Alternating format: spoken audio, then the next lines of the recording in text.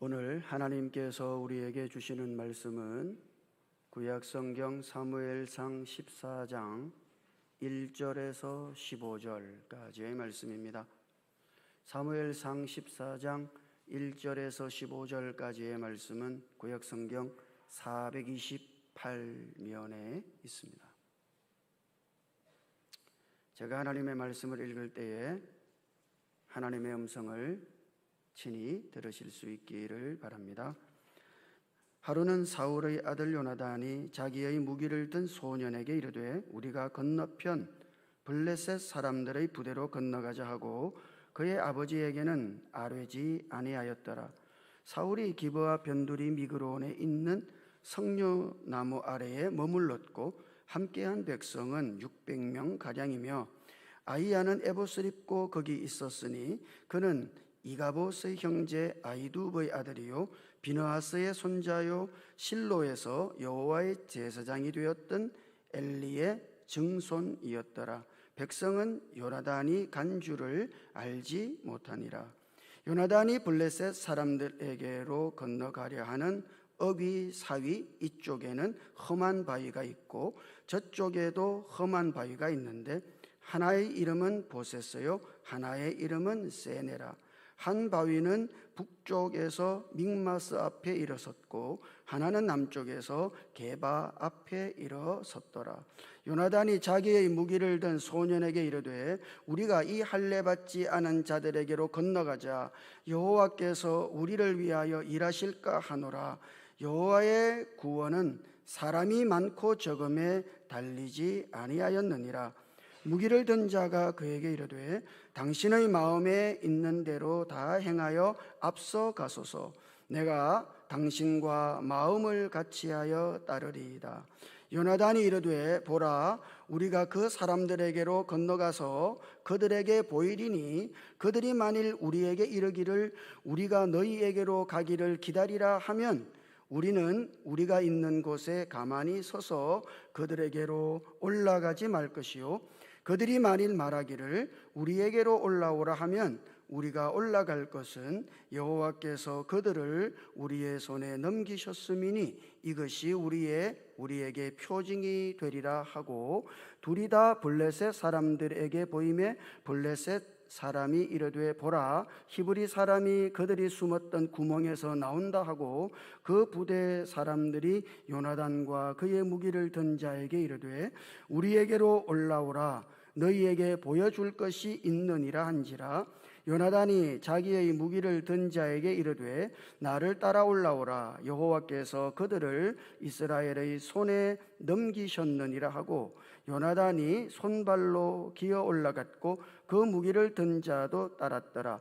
블레셋 사람들이 요나단 앞에서 엎드러짐에 무기를 든 자가 따라가며 죽였으니 요나단과 그 무기를 든 자가 반나절 가리 땅 안에서 처음으로 쳐 죽인 자가 20명 가량이라. 들에 있는 진영과 모든 백성들이 공포에 떨었고 부대와 노략군들도 떨었으며 땅도 진동하였으니 이는 큰 떨림이었더라. 아멘.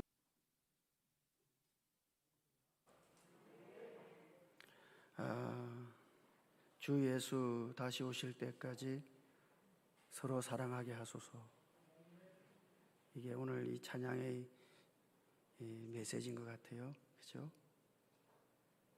주님 다시 오실 때까지 남는 것은 그리스도의 사랑으로 사랑한 것뿐이다. 우리가 주님 다시 오심을 기다리며 서로 사랑하고 또 사랑 안에서 살아가실 수 있기를 주님 이름으로 축복합니다. 지금은 고인이 되었습니다만 한때 변화 경영 전문가로서 일했던 고 구본형이라는 분이 있습니다. 이분이 말하는 실패의 3가지 유형이 있어요. 실패가 그것뿐이겠습니까마는 이분은 실패를 이렇게 3가지로 구분하는 거죠.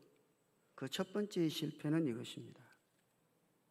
자신이 싫어하는 분야에서 성공하는 거예요. 성공은 했는데 사실은 자기가 싫어하는 분야에서 성공을 했어요. 불행한 성공이죠. 이것이 첫 번째 실패예요. 이 실패의 특징은 외형적으로는 성공한 것처럼 보이는데 사실은 대단히 공허하다는 거죠. 성공을 한 것처럼 보입니다만 만족은 없어. 삶이 대단히 공허해요. 그렇기 때문에 이런 공허함을 메꾸기 위해서 다른 무엇인가를 자꾸 내세우는 거죠. 어떤 사람은 큰 차를 탁 타고 다니면서 그런 공허함을 메꾸는가 하면, 어떤 분은 또 큰 집에 살고, 어떤 분은 자기가 이런 그 성공에서 거드름을 피우는가 하면 대단히 사치스럽게 살죠. 사실 그 모든 것들이 그러한 공허를 메꾸는 화장품에 불과한 거예요. 이게 실패입니다. 불행한 성공이죠. 두 번째는 진정한 실패예요. 자기가 좋아하는 부분에서 실패를 했어. 그러나 여러분, 이런 실패자는 성공하기가 대단히 쉽습니다. 왜냐 그러면 성공이라고 하는 것은 언제나 이런 실패의 과정을 거치기 때문이죠. 이런 실패는 사실 예비된 성공이라고 말할 수 있는 거예요. 세 번째 실패는 이것입니다. 아무것도 하지 않는 거예요. 겉으로 볼 때는 실패도 없고 성공도 없는 것처럼 보이지, 아무것도 한 게 없으니까. 그러나 이게 완벽한 실패다. 왜냐 그러면 인생을 낭비했기 때문이죠. 오늘 우리는 사무엘상 14장에서 이 사울의 모습을 통해 세 번째의 실패의 유형을 보게 되는 거예요. 여러분, 지금 우리가 살펴보았듯이 이스라엘과 블레셋과의 전면전, 이거는 불가피한 겁니다. 이거는 기정사실이에요. 이 전쟁은 현실이 된 것이죠. 자, 그러면 이런 전쟁의 위기 앞에서 사울은 무엇을 하고 있었을까요? 그 2절과 3절을 읽어보면 사울의 모습을 볼 수 있어요. 한번 같이 읽어볼까요? 2절과 3절 시작. 사울이 기브아 변두리 미그론에 있는 석류나무 아래에 머물렀고 함께한 백성은 600명 가량이며 아히야는 에봇을 입고 거기 있었으니 그는 이가봇의 형제 아히두브의 아들이요 비느하스의 손자요 실로에서 여호와의 제사장이 되었던 엘리의 증손이었더라. 백성은 요나단이 간 줄을 알지 못하니라. 아멘. 그게 우리의 눈길을 끄는 대단히 중요한 말씀이 있죠. 사울이 기브아 변두리 미그론에 있는 석류나무의 나무 아래에 머물렀다는 거예요. 거기 머물렀다는 이 말은 실질적으로는 앉아 있었다는 이야기입니다. 그냥 잠시 앉아 있는 정도가 아니라 자리 깔고 앉았다는 이야기예요. 그래서 이 말은 또 거주하다는 뜻도 된단 말이죠. 완전히 자리 깔고 앉았으니까 거기 거주하는 거죠. 지금 사울이 이런 거예요. 사울은 지금 600명의 군사들과 함께 석류나무 아래에 주저앉아 있는 것입니다. 그리고 그는 지금 아무것도 하지 않고 있는 거예요.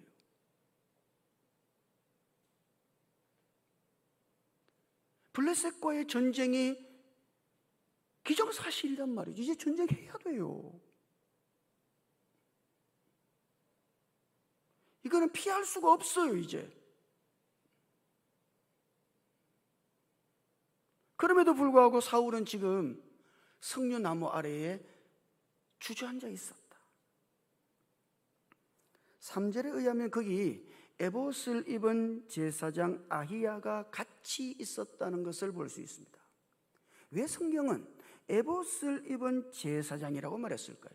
여러분, 이 에봇이라고 하는 것은 제사장의 의복이죠.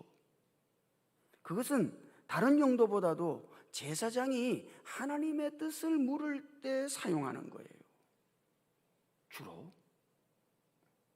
그러면 사울은 지금 어떻게 해야 되겠어요? 적어도 하나님의 뜻을 물어보기라도 해야 된다. 이제 어떻게 해야 되냐고. 아니, 이 전쟁을 계속해야 되냐고. 질 게 뻔한데 아니면 항복해야 되냐고.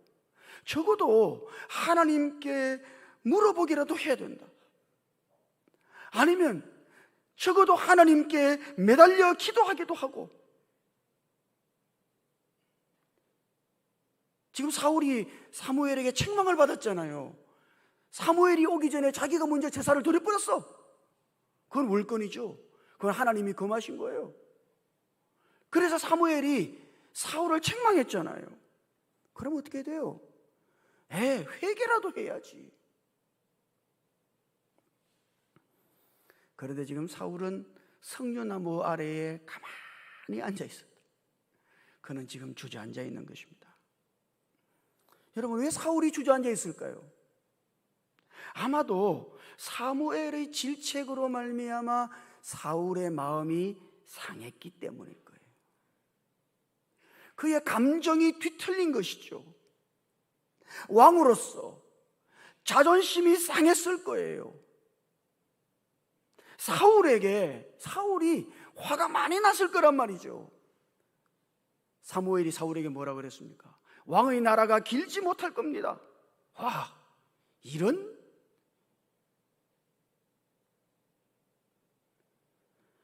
사무엘의 말에 아마 사울은 부하가 치밀어 올랐을 거예요. 사무엘에게는 화가 났을 것이고 하나님께는 원망이 불탔을 겁니다. 여러분, 이 영적 침체의 원인, 왜 사람이 가만히 있는가? 왜 가만히 주저앉아 있어서 아무것도 하려고 하지 않는가? 부정적인 감정이요. 그 부정적인 감정 때문에 때로 우리는 기도하기도 싫어지고 하나님께 묻기도 싫어지고, 솔직히 말하자면 만사가 귀찮아지는 거지.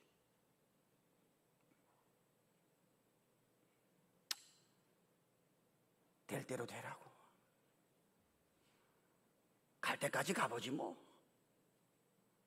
여러분, 이 사람들의 부정적인 감정이 이렇게 위험한 거예요. 이것이 우리의 영적인 침체의 깊은 원인일 수 있는 거예요. 지금 사울은 이 부정적인 감정 때문에 주저앉아 있는 것이죠. 여러분 안에 일어나는 부정적인 감정은 대단히 주의해야 합니다. 그 부정적인 감정이 여러분들을 사로잡지 못하도록 깨어 있어야 돼요. 반면 사울의 아들 요나단은 어땠을까요? 1절에 있습니다. 1절에 한번 같이 읽어볼까요? 1절 시작. 하루는 사울의 아들 요나단이 자기의 무기를 든 소년에게 이르되 우리가 건너편 블레셋 사람들의 부대로 건너가자 하고 그의 아버지에게는 아뢰지 아니하였더라. 여러분, 지금 성경은 일부러 요나단과 사울을 비교하고 있는 거예요. 그래서 1절의 시작은 하루는 사울의 아들 요나단이 그렇게 시작하고 2절은 어떻게 시작해요? 사울이 이렇게 시작하죠. 그러나 성경 원문을 읽어보면 사울이 앞에 한 단어가 더 있습니다. 그리고 사울은 이래요. 그러니까 지금 1절과 2절을 비교하고 있는 거예요. 사울과 요나단을 비교하고 있는 거예요. 사울은 앉아 있었는데 요나단은 어땠어요? 요나단은 자기의 병기를 든 소년에게 블레셋 사람의 부대로 건너가 보자.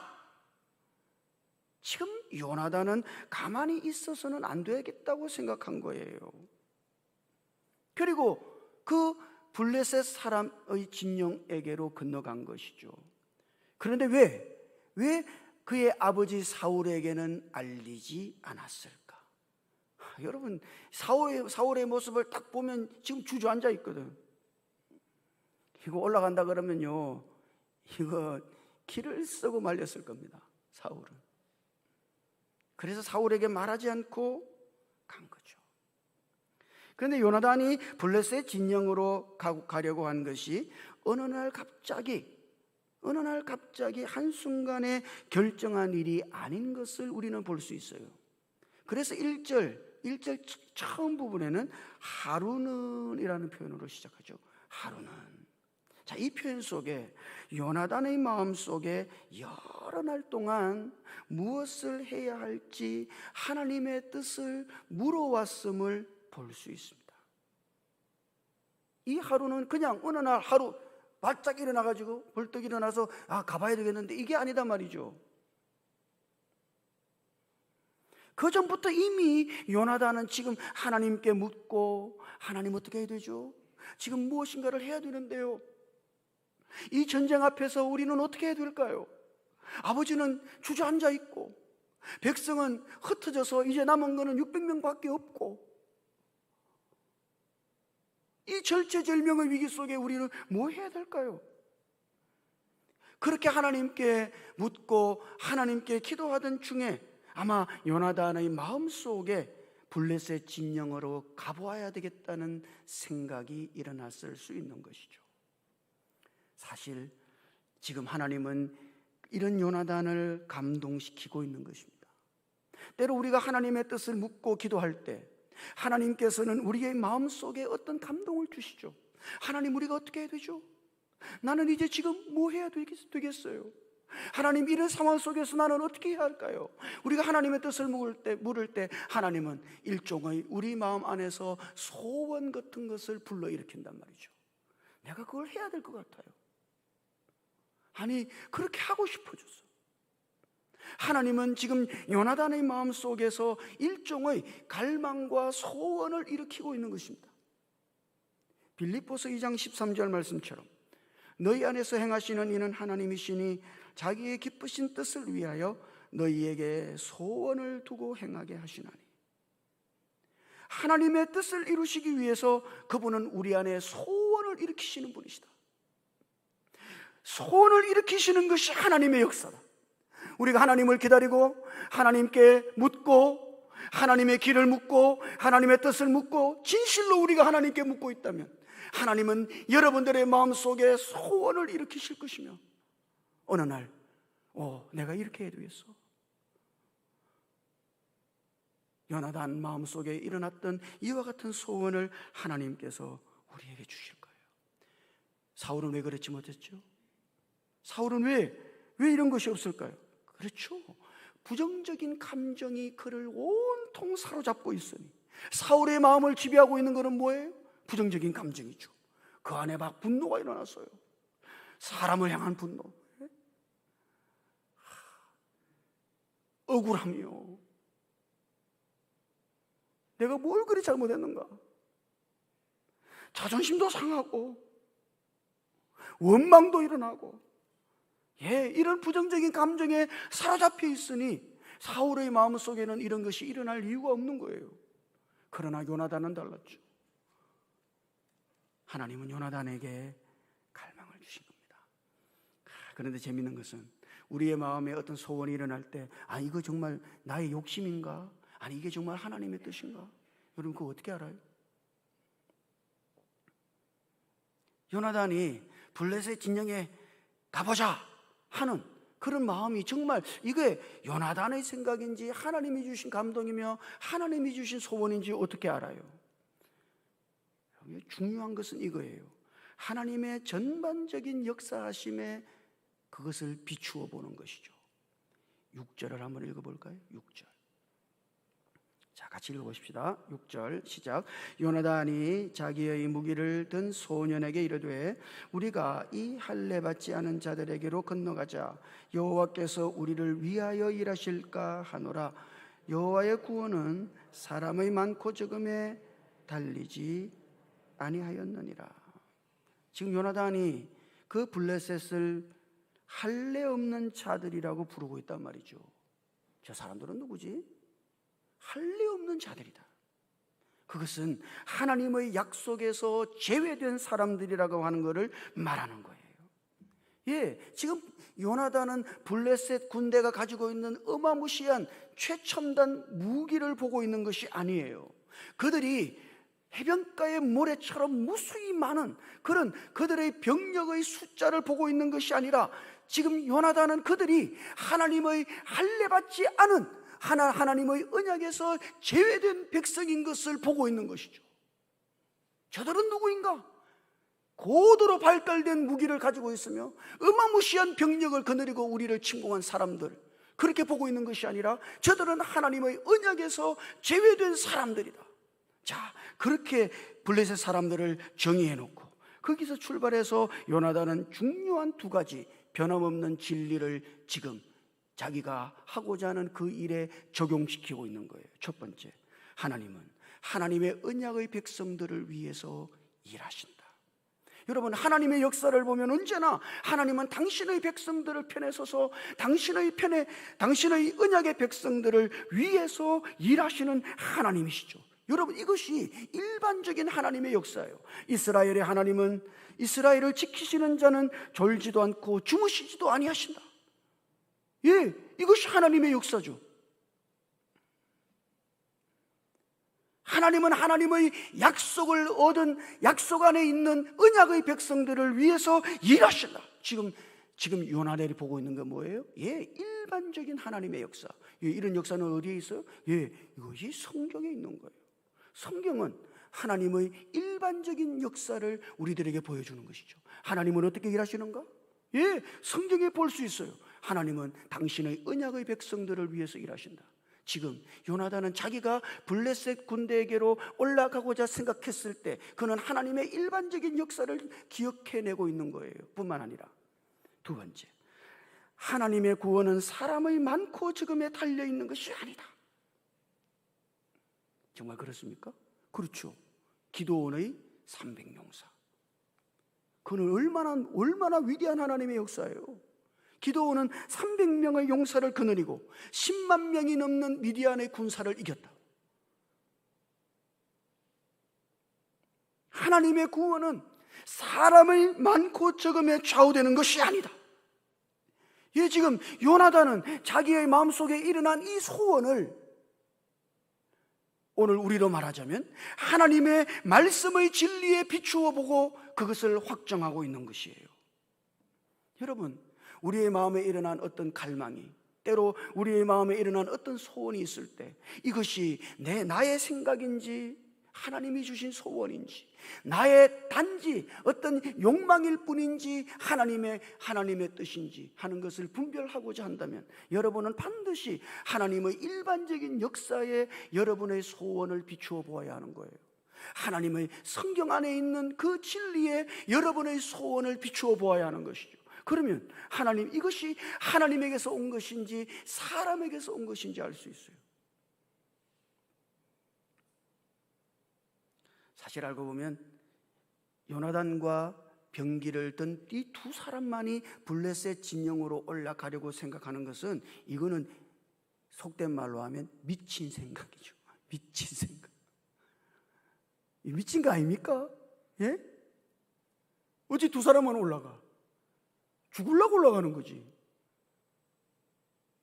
그러나 요나단은 자기의 마음속에 이런 생각이 일어났을 때 그것을 하나님의 일반적인 역사에 비추어 보고 그리고 거기에 하나님의 뜻이 있음을 지금 발견하고 있는 거예요. 그다음 지금 그는 이 갈망을 가장 가까이에 있는 사람에게 말하고 있는 것이죠.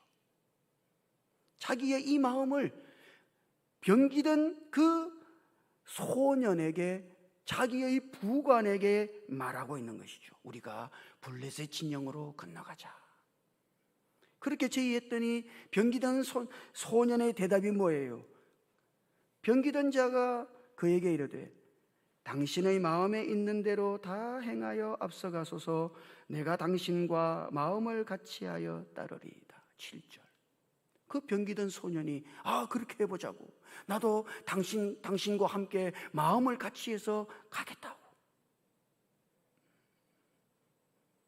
흔쾌히 이 병기던 소년도 그 요나단의 제안을 기꺼이 받아들인 것이죠. 함께 하겠다고. 여러분, 그렇게 그쯤 되면 이와 같은 소원은 하나님의 뜻이 될 가능성이 대단히 높은 거예요. 여러분, 주변에 있는 사람들에게 이걸 물어봐야 한다고. 어떤 사람은 대단히 고집스럽지. 다 자기가 받았다 이거예요.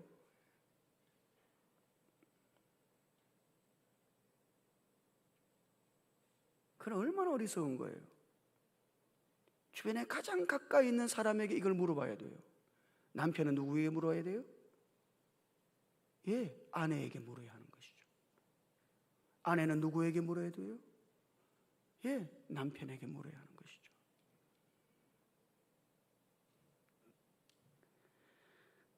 우리 속담에도 그런 거 있지 않습니까?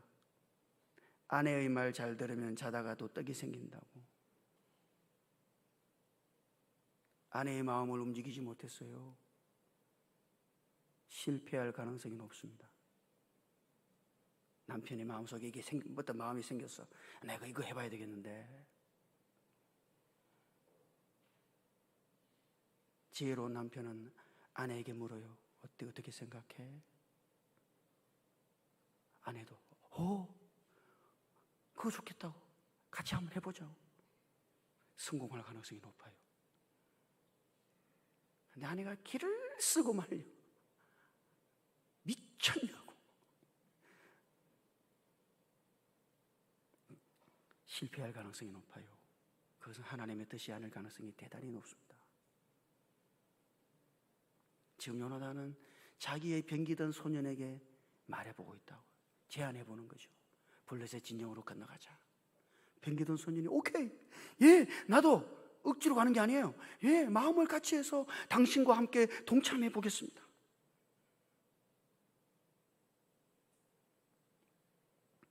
여러분, 요나단이 그냥 올라간 게 아닙니다. 이게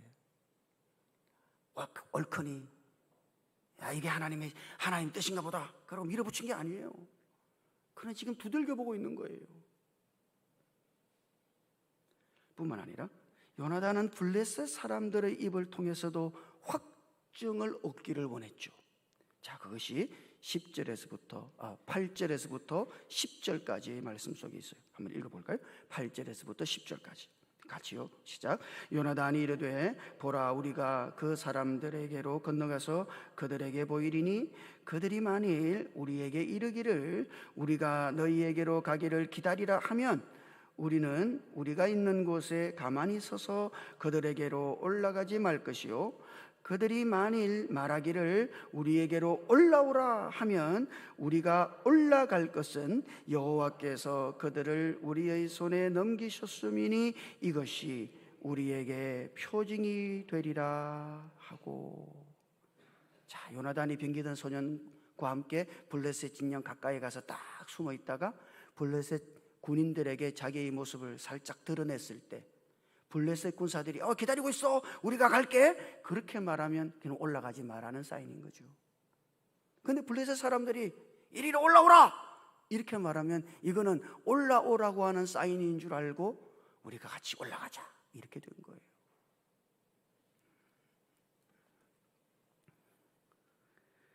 그래서 블레셋 진영에 갔더니 요나단과 그의 병기던 군사를 본 블레셋 사람들이 이리로 올라오라 또 이렇게 말하는 거야. 그래서 요나단과 병기를 든 소년이 블레셋 진영으로 들어갔는데 놀라운 일이 일어나기 시작한 것이죠. 블레셋 군사들이 쓰러지기 시작한 거예요. 이거 설명할 수 있겠어요? 하나님의 일하심이 나타나기 시작한 것이죠. 블레셋 진영에 큰 떨림이 일어났다. 15절에 그렇게 되어 있죠. 그 다음 같이 읽어보십시다. 15절. 자, 같이요. 시작. 들에 있는 진영과 모든 백성들이 공포에 떨었고 부대와 노략군들도 떨었으며 땅도 진동하였으니 이는 큰 떨림이었더라. 아멘.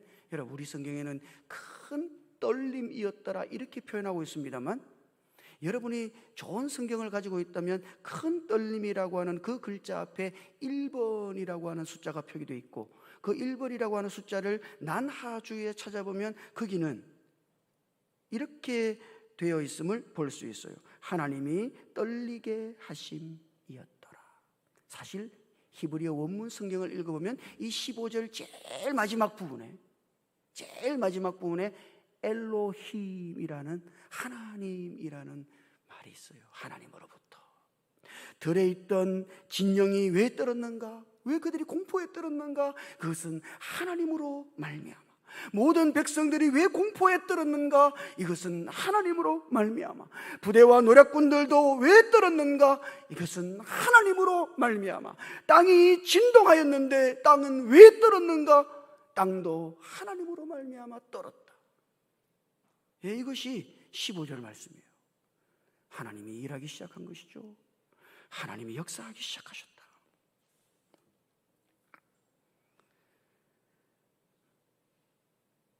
심지어는 우리가 14장 전체를 읽어보지는 않았습니다만 14장 21절을 읽어보면 이 이스라엘 사람들이 전세가 불리하니까 블레셋 사람들에게로 붙었단 말이죠.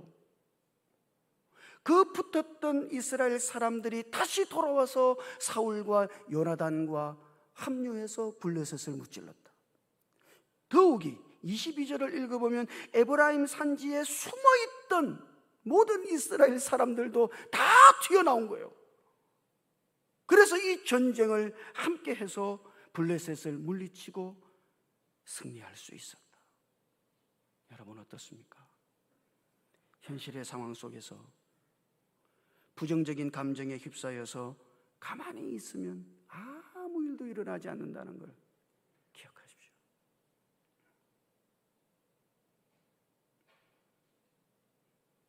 많은 사람들이 부정적인 감정에 휩싸여서 가만히 있어요. 주저앉아 있는 거죠. 될 대로 되라는 식으로.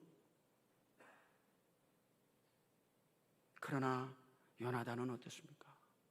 요나단은 하나님의 뜻을 분별하고 그는 믿음으로 전진한 거예요. 전진했더니 하나님께서 역사하기 시작하셨고 다른 사람들의 마음을 움직이셔가지고 그들과 함께 이 전쟁의 승리를 가져오게 되었다. 여러분 결코 가만히 있지 마십시오. 하나님께 묻고 하나님의 뜻을 분별하고 믿음으로 일어서서 전진해 가십시오. 하나님이 역사하실 것이며 하나님이 당신의 방법으로 우리에게 승리를 가져다 주실 것이니 이런 은혜가 저와 여러분들에게 있으시기를 주님 이름으로 축복합니다. 부정적인 감정에 지배받지 않도록 깨어서 하나님을 바라보십시오. 주님을 의지하고 주님께는 방법이 있으므로 주님 내가 어떻게 해야 할까요? 주님께 묻고 하나님의 뜻을 분별한다. 믿음으로 일어서서 전진할 때 하나님의 역사는 오늘 우리들의 삶 속에서 나타나실 것이니 이런 은혜를 누리며 살아가시기를 주님 이름으로 축복합니다. 기도하십시다. 주여, 우리의 삶 속에서 부닥치는 여러 가지 사건들로 말미암아 우리가 부정적인 감정에 휩싸여 주저앉아 있는 사람들이 되지 아니하도록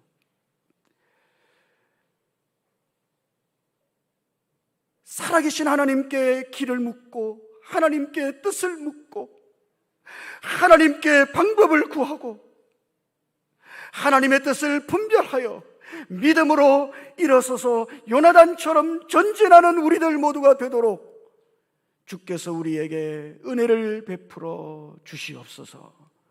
우리 주님 예수님 이름으로 기도드립니다. 아멘.